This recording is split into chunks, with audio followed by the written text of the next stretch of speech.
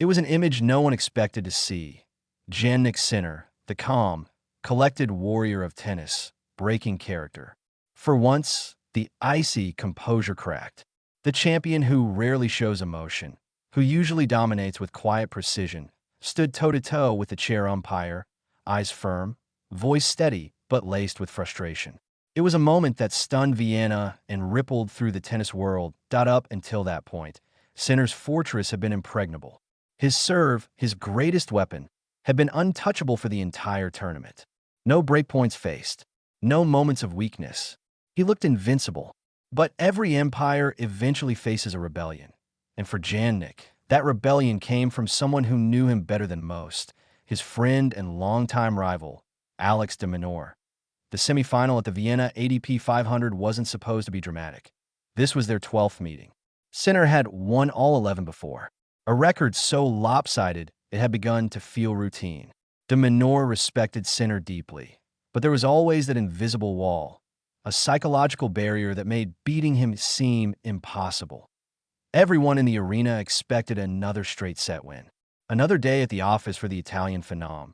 But tennis, as Sinner himself often says, has a way of surprising you when you least expect it. The match began exactly as predicted. Sinner came out firing, ripping forehands with surgical accuracy, breaking de Minaur twice in the opening games. Within minutes, it was 4-0. The crowd started to settle in, sensing the inevitability of it all. Another Sinner masterclass.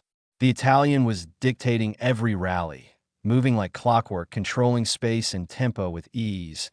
And then, the twist in the fifth game, a tiny lapse, a fraction of lost focus, was all it took. De Minaur, nicknamed the Demon for his tireless energy and refusal to give up, began to shift gears. His returns grew sharper, his movement faster, his belief stronger. One break point came, and to the astonishment of everyone, he took it. The impossible had happened. For the first time all tournament, someone had broken Jannick Sinner's serve.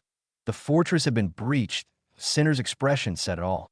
Calm, yes, but beneath that calm spark, a mixture of disbelief and irritation flickered in his eyes. The crowd sensed a change in energy.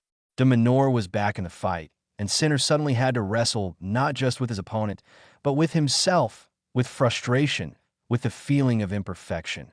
Then came the moment that would go viral in the seventh game.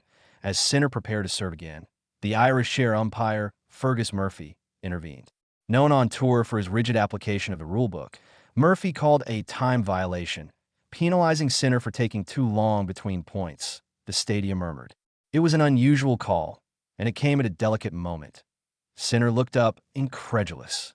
No theatrics, no shouting, just that piercing stare that said, "Really?" Now, at the next changeover, Sinner walked up to Murphy. His tone was calm but firm, every word measured. "I just needed a few seconds," he explained. Murphy's response was bureaucratic. "You have to make a gesture if you need more time." Sinner paused. The jaw tightened. "That's not what happened," he said, eyes locked on the umpire. "You're wrong." And with that, he turned away. The matter closed at TO outsiders. It might have looked like a small thing, a minor argument, a brief exchange. But to those who follow Sinner closely, it meant everything. It revealed a new layer of his character. Not the shy, respectful kid from South Tyrol we've come to know, but mature leader who stands up for himself, who commands respect. That brief spark of defiance wasn't anger. It was principle. It was Sinner telling the world, "I know who I am. I know my worth." And perhaps, in a strange way, it helped him, because after that conversation, something shifted again. The frustration evaporated, replaced by focus. Point after point, Sinner rebuilt his rhythm. The forehand regained its venom, the serve its sting. Within minutes, he was in control again, sealing the set 6-3 after 44 minutes of quiet intensity. The crowd rose, applauding not just the winner of the set, but the man they'd just seen. A human Sinner, no longer untouchable marble, but flesh and fire. De Minaur, of course, didn't vanish. True to his nickname, the Demon, he kept fighting in the second set, refusing to surrender even an inch. But by then, Sinner had re-anchored himself, strong, composed, unshaken. That night in Vienna wasn't just another victory on paper.